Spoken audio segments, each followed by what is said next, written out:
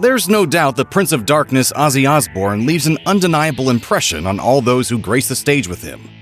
Guitarist Zakk Wylde's name has pretty much become synonymous with Ozzy Osbourne. In between his gig with Osbourne's solo band, he's also built up a reputation for himself as a leader of his own heavy metal group, Black Label Society. He's clearly much more than a hired gun, but he nevertheless has a special place in his heart for the man who helped take him to the next level. And having spent so much time with Osbourne, he also has a different perspective on him compared to most people. During a 2021 interview with Access TV, Wylde suggested that the metal legend could have had another successful career if he decided music wasn't for him anymore. As he noted, he's always taking the out of himself and or whatever else is going on in the world.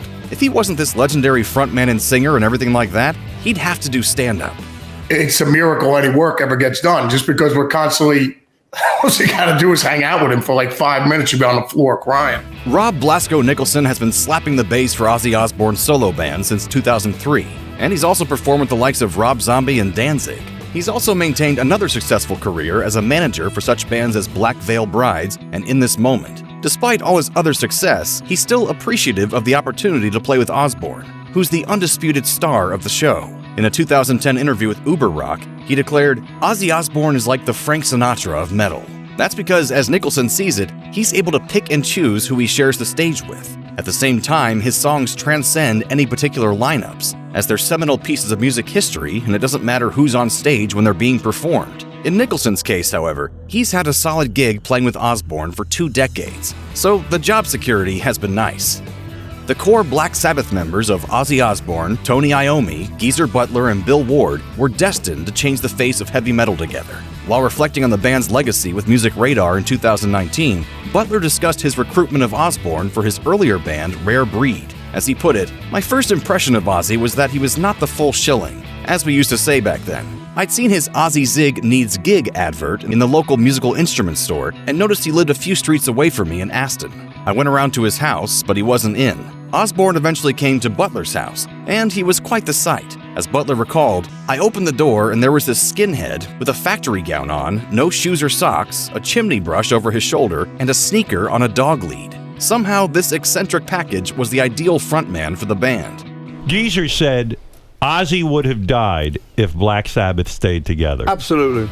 Greek guitar god Gus G shredded his way into Ozzy Osbourne's radar thanks to his impressive work in his own band, Firewind. Despite his burgeoning reputation as one of the best players around, even he felt the jitters when he encountered the iconic metal god for the first time in 2009. During a 2020 appearance on the That Metal Interview podcast, he revealed that he received an email inviting him to audition for the band from someone at Sharon Osbourne's office. So he headed off to Los Angeles to strut his stuff, where the enormity of what he was doing caught up with him during the audition. Fortunately, though, Osbourne himself managed to calm him down. As Gus recalled, he was like, "Hey man, take it easy. Let's just jam and don't worry if you play a few notes wrong. It's rock and roll, that's what happens. Just play with all your heart. Let's do it." He was just a very nice and very sweet guy, very warm-hearted. He broke the ice right away. Once they started playing, they got caught up in the music, and all the anxiety washed away.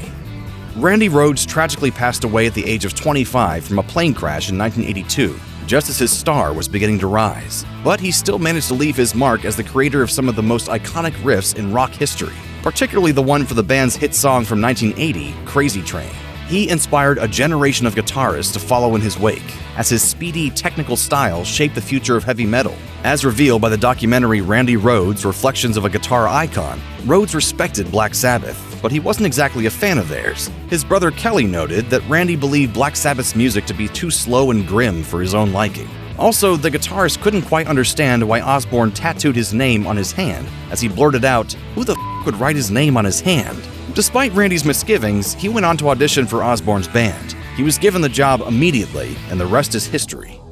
Black Sabbath had its fair share of drama and turmoil, with the bandmates getting along famously and subsequently hating each other over and over again. After they embarked on their final tour in 2017, they're reportedly on much better terms with each other. Although according to guitarist Tony Iommi, they don't really keep in touch. As he explained to Far Out magazine in 2021, "We don't really speak because Ozzy Osbourne and I are useless on the phone, the pair of us. I think we stopped that when he used to phone me at 2 o'clock in the morning and I'd go, 'Oz, it's 2 o'clock in the morning.' Oh, sorry. All right, bye."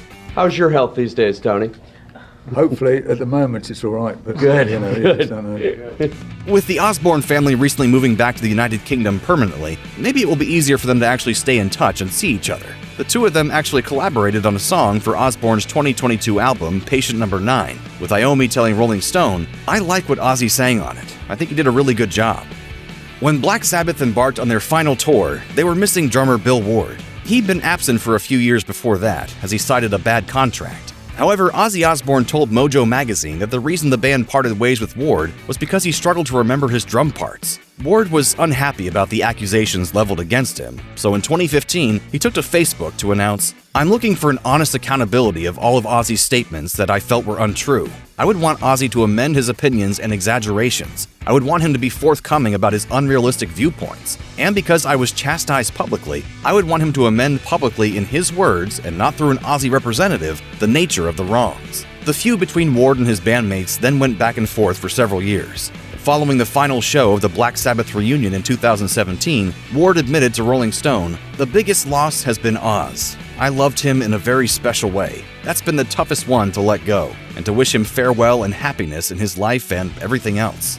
I've never been able to play comfortably in any other Black Sabbath other than with Ozzy, Tony and Geezer.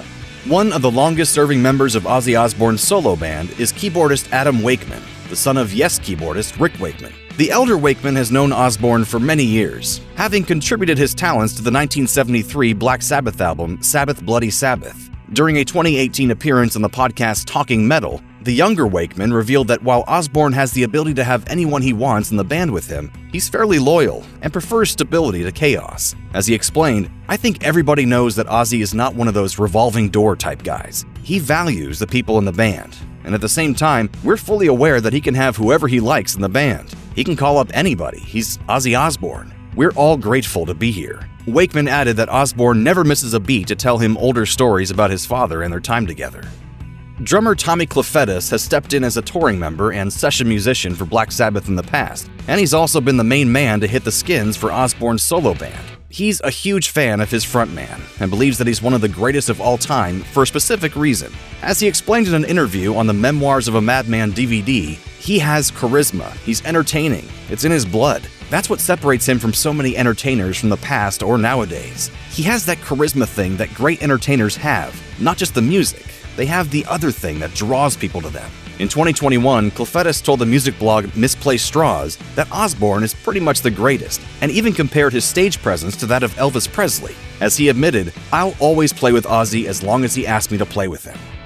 Before becoming Metallica's bassist, Robert Trujillo had a stint in Ozzy Osbourne's solo band. He was even part of the controversial re-recordings of the albums Blizzard of Oz and Diary of a Madman that attracted a lot of attention due to Bob Daisley's royalty dispute with Osbourne. Trujillo, though, has happy memories of his stint with the godfather of metal, including the wild times on stage that influenced one of his trademark dance moves. As he revealed to MMA Junkie, "He and I started doing this dance together that ended up becoming the crab walk. He would do all kinds of weird stuff.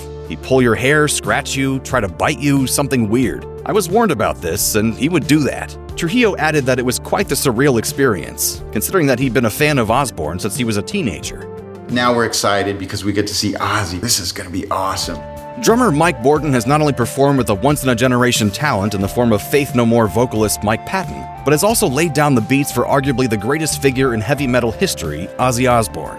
Alongside Osbourne, Bordin has had the opportunity to rock stages around the world and perform for massive audiences, up to and including the Queen of England. In a 2004 interview with Modern Drummer, Bordin revealed that he believes he's the biggest Black Sabbath fan and wanted to play the drum beats the way they'd been originally recorded. But he was surprised by Osbourne's attitude towards the music and how he wasn't stuck in the past. As Bordin recalled, "The thing that I thought was really interesting going in was learning the classic tunes and then finding out that Ozzy's approach to them had changed. I remember him saying, 'Well, we don't do it like that anymore. We do it like this.' I realized that over the years of working with different drummers, those tunes, and Ozzy, had evolved." Bordin also made sure to note, "His personality is so huge. He's larger than life. It's an awesome thing to be part of that and feel that." Bassist Bob Daisley played a pivotal role in shaping the sound of Ozzy Osbourne's solo band in the years after he departed Black Sabbath. Daisley wasn't too fazed by joining a group with such a renowned superstar, since he'd already played with the likes of Ritchie Blackmore and made a name for himself in the rock scene. As he noted during a 2021 interview with Rolling Stone, he and Osbourne hit it off immediately. And the former Black Sabbath frontman even listened to his advice to get rid of 2 band members who weren't quite up to scratch. As Daisley explained, "I loved him as a guy. We got on really well straight away. I said, to be honest with you, are you set on these other 2 guys? He said, why? I said, they're all right, they're good, but there's no spark there. There's nothing special about the situation."